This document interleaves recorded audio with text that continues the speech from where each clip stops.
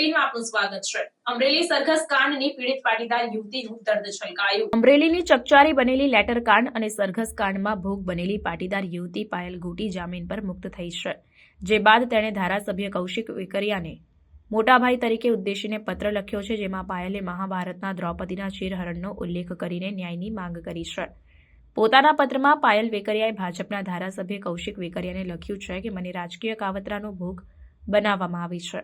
ગુજરાતના રક્ષકો દ્વારા કાયદાનું ઉલ્લંઘન કરીને અડધી રાતે મારી ધરપકડ કરવામાં આવી, દંડા મારીને ડરાવીને મારા નિવેદનો લેવામાં આવ્યા, કોર્ટને પણ ગેરમાર્ગે દોરીને રિમાન્ડ લઈને પાટે સુવડાવી પગે બેરહેમીથી પટ્ટા મારવામાં આવ્યા, મારા કોઈ વાંક વિના મને જેલમાં ધકેલી દીધી। આટલું જ નહીં, એક કુંવારી કન્યાનો જાહેરમાં વરઘોડો કાઢીને નારી શક્તિના સ્વાભિમાનનું વસ્ત્રાહરણ કરનારી આ કમનસીબ ઘટનાથી મારા તેમજ ગુજરાતની ગરિમાને ઠેસ પહોંચી છે। કાયદાને અહંકારની એડીએ કચડીને ખુદ કૌરવરૂપી રક્ષકોએ કુંવારી કન્યાની લજ્જા, મર્યાદા અને સ્વાભિમાનનું વસ્ત્રાહરણ કર્યું છે।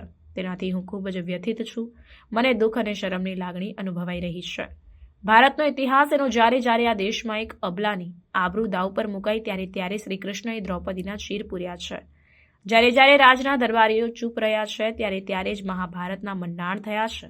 ગુજરાતમાં આવી વારંવાર નારી સન્માનને ઠેસ પહોંચાડનારી શરમજનક અને કમનસીબ ઘટનાઓનો કદાચ હું પહેલો ભોગ ન બની હોઉં, પરંતુ હવે ભવિષ્યમાં કોઈ પણ અબલાની આબરૂ દાવ પર ન મુકાય તેવી અપેક્ષા સાથે આ મામલે જવાબદાર હોય તેવા કાયદાનું ઉલ્લંઘન કરનારા તમામ રક્ષકો પર કડક કાર્યવાહી કરવાની માંગ છે। જણાવી દઈએ કે અમરેલી તાલુકા પંચાયતના પૂર્વ અધ્યક્ષ અને ભાજપ નેતા મનીષ વઘાસિયાએ ધારાસભ્ય કૌશિક વેકરિયાને બદનામ કરવા માટે વર્તમાન તાલુકા પંચાયતના અધ્યક્ષ કિશોર કાનપરિયાના લેટર હેડ અને સહી સિક્કાનો ઉપયોગ કરીને બોગસ લેટર ફરતો કર્યો હતો, જેમાં પાયલ ગોટી મુખ્ય આરોપી મનીષ વઘાસિયાની ઓફિસમાં કોમ્પ્યુટર ઓપરેટર તરીકે ફરજ બજાવતી હતી। અમરેલી પોલીસે 29 ડિસેમ્બરના રોજ મનીષ વઘાસિયા, પાયલ ગોટી, ભાજપના સરપંચ અશોક માંગરોળિયા અને જીતુ ખટરાની ધરપકડ કરી હતી, જે બાદ પોલીસે રિકન્સ્ટ્રક્શનના નામે પાયલનું રીઢા ગુનેગારની માફક સરઘસ કાઢતા લોકોનો રોષ ભભૂકી ઉઠ્યો, જેના પગલે સરકાર દ્વારા ડેમેજ કંટ્રોલ હાથ ધરવામાં આવ્યું, જે બાદ ગત શુક્રવારે જ પાયલ ગોટીને જામીન પર મુક્ત કરવામાં આવી હતી। જે સત્ય છે એ તારી પાસે અમે જાણવા આવ્યા છીએ, પછી આ બધા કૌટુંબિક પરિવારો એની સાથે પરામર્શમાં એ ઈચ્છે એ અમારી મદદ કરવાની, કાયદાકીય રીતે, સામાજિક રીતે આખું ગુજરાત ભવિષ્યમાં આવી ઘટનાઓનું પુનરાવર્તન ન થાય બીજી દીકરીઓનું તારે પ્રેરણા સ્ત્રોત બનવાનું, તારે સમજાવવાનું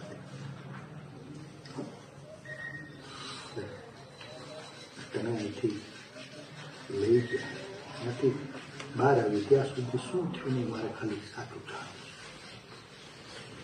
ખાવું તારો ભાઈ બેઠો અહીંયાથી પહેલાં અમને રાત્રે 12 વાગે લેવા આવ્યા, 3 જેન્ટ્સ પોલીસ અને 2 લેડીઝ પોલીસ હતી।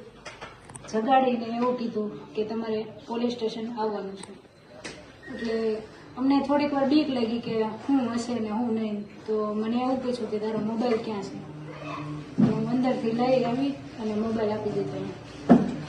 પછી પપ્પા મારી જોડે જ હતા, અમને અહીંયાથી લઈ ગયા ડાયરેક્ટ પોલીસ સ્ટેશન। પછી ન્યાય એક સરે મારું નિવેદન લીધું, પપ્પાને હારે ન આવ્યું।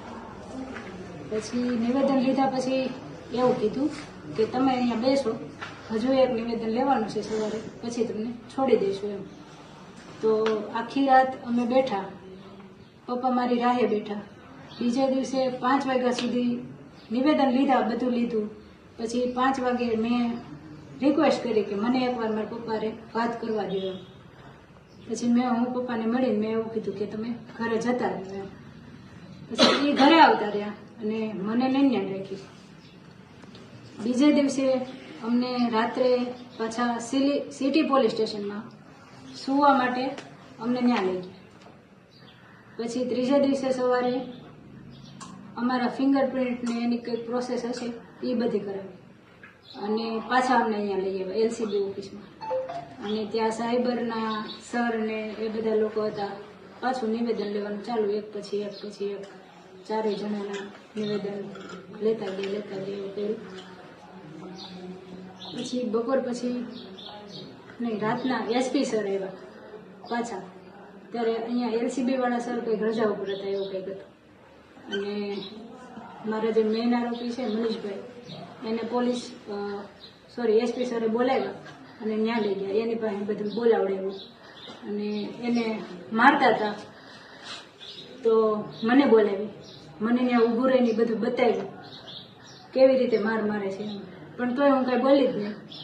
પછી મને બેસાડી દીધી અને પછી પાછા અમને રાત્રે સિટી પોલીસ સ્ટેશનમાં સુવા માટે લઈ ગયા અને ત્રીજે દિવસે લઈ આવ્યા. પછી પાછા અમારા હતું એ નહીં પ્રોસેસ કે નિવેદન લીધા, આ કર્યું તે કર્યું, સરઘસ કઢાવ્યું અને રિકન્સ્ટ્રક્શન કર્યું એ બધું. પછી આવીને પાછી મને બોલાવી, મને કે હજી તું ખોટું બોલે છે કે. મેં કીધું સર મેં આટલા બધા નિવેદન આપ્યા, મારે ખોટું બોલવું હોત તો હું પહેલા જ બોલી ગયું હોત. તો પછી મને બેહાડી નીચે અને પગ લાંબા કરાવીને પગના તળિયામાં પેલો બેલ્ટ આવે ને એનાથી પટ્ટેથી મારી હા પટ્ટેથી માર્યા. કોણ કોણ ત્યાં હાજર હતું? ત્યાં 2 લેડીઝ હતી, એક પરમાર કરીને છે, પીએસ છે કે પીઆઈ છે મને ખ્યાલ નથી. પછી એક સાયબરના મેઇન સર છે એમ પરમાર એ હતા, એક બીજા રાઇટર છે એલસીબી ના એ હતા અને એક સાયબરના સર જોડે એક રાઇટર હતા. એટલા આ જયારે માર્યું ત્યારે બીજો ત્રાહિક વ્યક્તિ કોઈને હાજર હતું? અન્ય વ્યક્તિઓ કોઈ? ના બીજું કોઈ કોઈ નહોતું.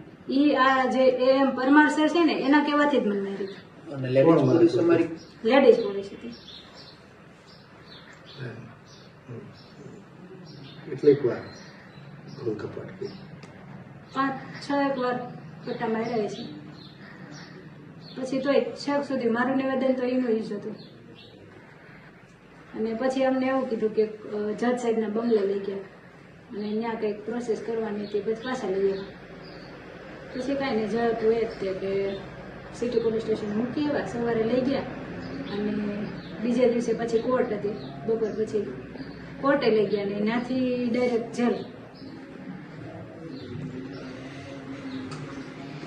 એ લોકોને એવું હતું કે મારા સરને જે મારે છે ને એનાથી હું બીને હું એને કંઈક કહી દઈશ એમ, પણ એવું કંઈ થયું જ નહીં. તમે ખોટું કર્યું જ નથી.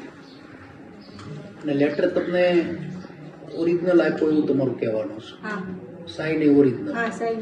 અને તમે ખાલી ટાઈપ કરી હા, દીધું, મેં તમને સીંધ્યું તમે કરી દીધું. હા તમારું એટલું જ કહેવાનું? હા લેટર તમારા કોમ્પ્યુટરમાં નથી બન્યું? નહીં. કોરેકોરો લેટર આવ્યો, હા sign original letter, original letter આવ્યો. સાઇન અને સિક્કાવાળો. ઓકે. અને રિકન્સ્ટ્રક્શન 2 વાર કરાયું? હા 2 વાર. કિશોરભાઈ ઓફિસે આવતા જતા કઈ હા ઘણી વાર આવતા હોય, જતા હોય ને એને કંઈક ટાઈપ કરવાનું હોય તો એ આવતા હોય. તમારી આગળ જ કરાવતા? હા મારી આગળ જ. કિશોરભાઈ પોતે તમારી હા. પાસે ટાઈપ કરાવતા? હા કિશોરભાઈ પોતે તમારી હા. પાસે ટાઈપ કરાવતા? હા એટલે રિકન્સ્ટ્રક્શન અધૂરું કરીને પછી વળતે દી ઓફિસે લઈ ગયા ને તમે? હા પહેલા દિવસે રોડ ઉપર અકાયા હા. અને બીજા બીજા દિવસે દિવસે પાછું રિકન્સ્ટ્રક્શન કરાવ્યું ઓફિસનું. ઓફિસ. તે દિવસ ખાલી વરઘોડો જ કાઢ્યો, હા. પહેલે દિવસે હા. આબરૂ જ લીધી આપણી હા જાહેરમાં. પછી બીજે દિવસે રિકન્સ્ટ્રક્શન કરાવ્યું ઓફિસનું. નહીં મોઢે બંધાયું નતું, કાંઈ નતું, એમને જ હતું. ખુલ્લે ખુલ્લે હા ખુલ્લે ખુલ્લે જ હતું. એસપી ઓફિસમાં જ્યારે મીડિયાનું શૂટિંગ હતું ત્યારે એમને જ હતું. પોલીસની કાર્યવાહી બેટા તમને વ્યાજબી લાગી? નહીં તો આપણે આની ઉપર કઈ કાર્યવાહી કરવો એવો તમે ઈચ્છો છો? શું કરવું છે આપણે? તમારી યારે ખોટું કર્યું એની શું સજા?